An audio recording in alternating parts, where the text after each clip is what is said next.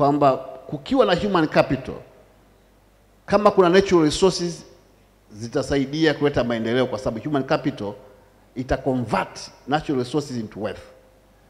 Itabadilisha maliasili kuwa mali.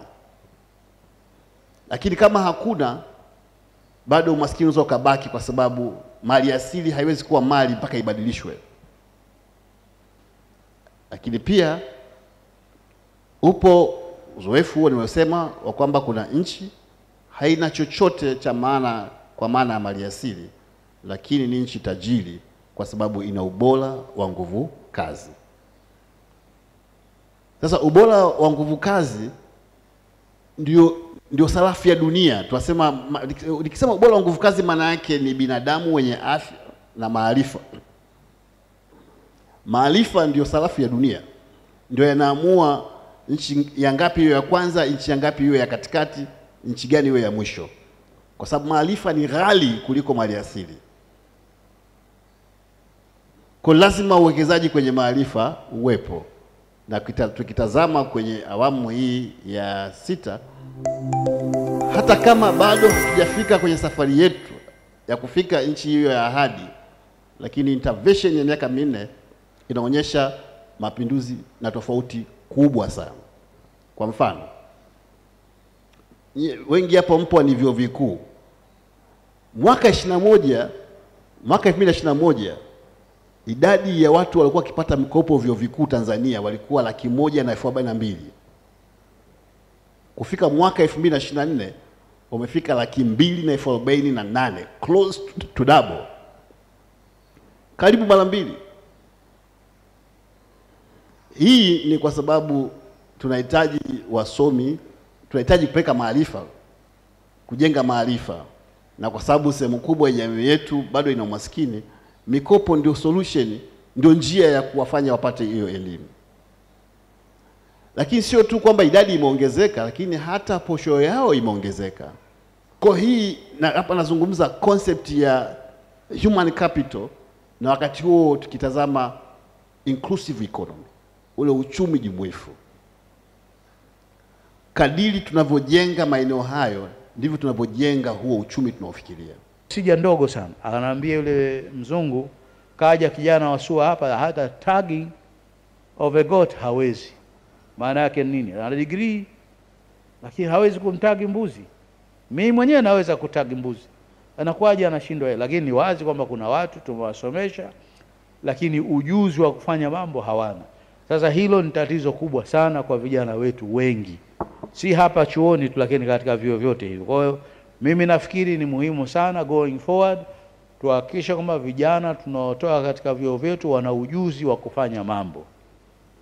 Maana yake nini? Maana yake kwamba syllabus zetu zibadilishe kama wizara ilivyofanya, kuhakikisha kwamba ujuzi wa amali ule, kuhakikisha kwamba watu wote wanaondoka vyuoni wana ujuzi wa amali. Kama wewe ni graduate and you have that additional skill, utasurvive vizuri kuliko mtu yote mwingine. Kwa hizi additional skills ni muhimu sana, na mimi rai yangu ni kwamba tuwafundishe vijana wetu katika vyuo vyetu wajue hizi skills. Tachangia katika maeneo mawili. La kwanza itakuwa ni la aliolisema mkurugenzi wa Dr. Mr. Kafulila kuhusu swala la rasilimali watu, na sisi kwa sababu tuko kwenye taasisi ya elimu ya juu tutaangalia kidogo namna gani taasisi hizi za elimu ya juu zitachangia kwenye maendeleo haya ya dira. Kwa kifupi sana, kwa sababu hapa nimepewa dakika 5. Kwanza ni kweli kwamba serikali ya awamu ya 6 imefanya juhudi kubwa kwa kuongeza wahitimu wa vyuo vikuu. Kwa mfano, kutoka wanafunzi 48,000 mpaka wanafunzi 62,000 mwaka 2024, likiwa ni ongezeko la 28.7%. Hili sio ongezeko tu, lakini pia hata uwiano wa kijinsia ni 51% kwa wavulana vis-a-vis 49%.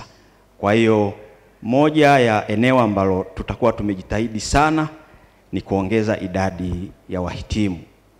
Na kati ya hawa ni 40% tu ambao wanapata ajira kwenye sekta rasmi, kwa maana 60% huwa wanajiajiri au wanajiajiri katika sekta ambazo sio rasmi. Ni lazima pia tubadilishe mtizamo juu ya bidhaa zinazozalishwa ndani, kwa sababu kama mtu ana kiwanda chake cha kushona mashati ya batiki, namna nzuri ya kumwezesha ni kununua product hiyo, uache ile inayotoka Indonesia au Malaysia.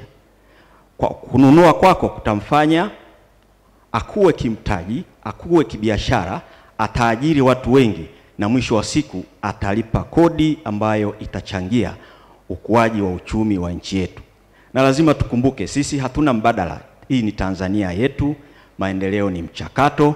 Juhudi hizi za serikali zinazofanyika ni za kutuwezesha ili tufikie malengo ya kuwa taifa lenye uchumi wa juu. Taasisi nyingi, nasi tunaweza kuwa mashahidi, vikiwemo hata vyuo vikuu, mamlaka za serikali za mitaa na taasisi mbalimbali za umma, pamoja pia na sekta binafsi, tunaweza tukakubaliana kwamba bado ufahamu ni mdogo kuhusu masuala ya PPP.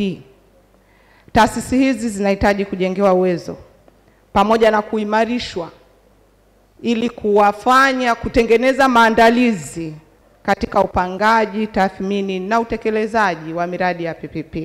Kwa kituo kinaweza kikaangalia namna ambavyo kinaweza kujengea uwezo taasisi kama hizo kwa njia ambazo wao wataona zinafaa, ili elimu hii ama uelewa huu ukafikie kila mmoja katika maandalizi ya utekelezaji wa miradi kwa njia ya PPP.